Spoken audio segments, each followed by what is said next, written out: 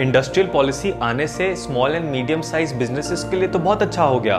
Many people started their own businesses. अगर एक तरफ ये अच्छा हो रहा था तो दूसरी तरफ था हमारा इनकम टैक्स एक्ट, जो ये बोलता था कि अगर आप बिजनेस कर रहे हो तो फिर आपको बुक्स ऑफ अकाउंट्स मेंटेन करने पड़ेंगे, जैसे journal, ledger, cash book, and उनको एक सीए से ऑडिट भी कराना पड़ेगा।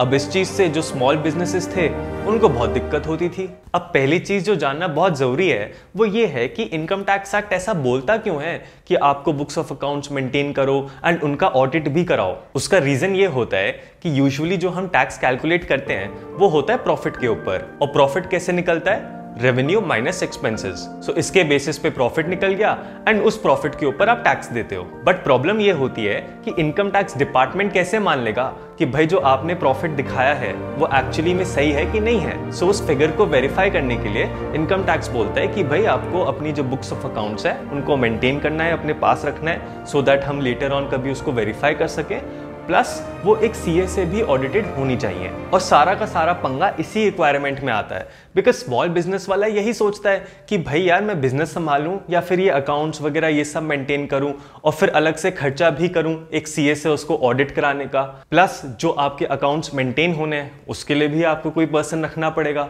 एंड इसी चक्कर में जो स्मॉल बिजनेसेस थे उनने एक सिंपल सी टेक्निक अपनाई। उनने कहा भाई रिटर्न ही फाइल करना बंद कर देते हैं। रिटर्न फाइल करना बंद तो भाई कोई ऑडिट का चक्कर नहीं, कोई कुछ नहीं, सिंपल अपना काम पे ध्यान दो।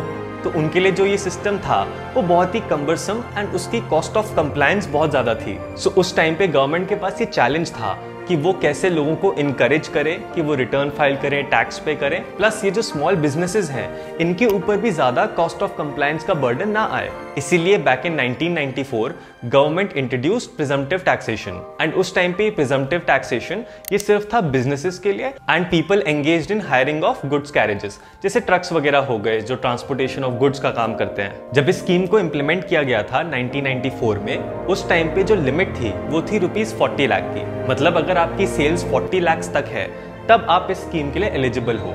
यानी गवर्नमेंट ये मानती थी उस टाइम पे कि जिनकी सेल्स 40 लाख तक है वो हैं जो स्मॉल बिजनेसेस हैं, एंड उनसे ऊपर जो है वो बड़े हो गए। तो जिनका 40 लाख से ऊपर था उस टाइम पे वो एलिजिबल नहीं थे इस स्कीम के लिए, सिर्फ 40 लाख एंड बिलो के लिए था। प्रिजम्पटिव टैक्सेशन क्या बोलता है कि देखो यूजुअली तो आप वही काम करते हो, रेवेन्यू में से एक्सपेंसेस माइनस करते हो और प्रॉफिट निकालते हो एंड उस प्रॉफिट के ऊपर टैक्स देते हो। अब आप रेवेन्यू में से एक्सपेंसेस माइनस मत करो, हम सीधा ये मान लेंगे, हम ये डीम कर लेंगे कि आपका जो प्रॉफिट है वो है 8% ऑफ रेवेन्यू।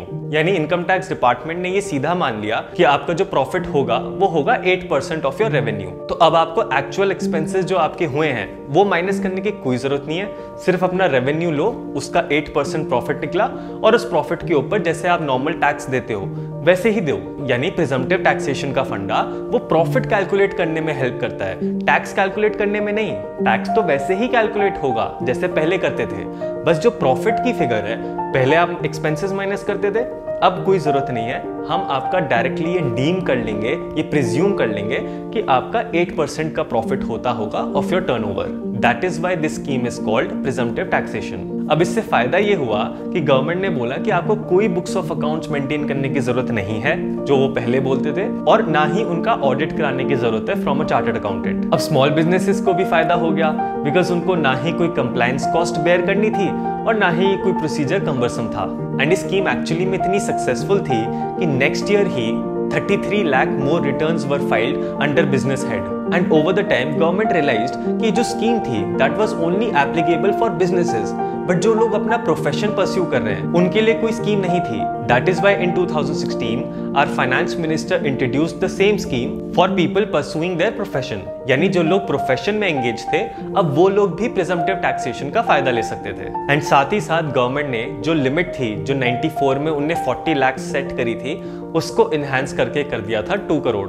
यानी आज के डेट में जिन लोगों का business turnover is up to 2 crore वो चाहे तो प्रिजम्पटिव टैक्सेशन में आ सकते हैं। And when this scheme was introduced for profession तब नेक्स्ट ईयर ही 41% इंक्रीज आया in income tax returns under professional category. So overall presumptive taxation was a big hit for the government, जहां पे income tax returns भी ज्यादा file हुई and income tax revenue collection भी बढ़ा। And time to time government ने presumptive taxation का scope भी बढ़ाया, extending it to other businesses as well.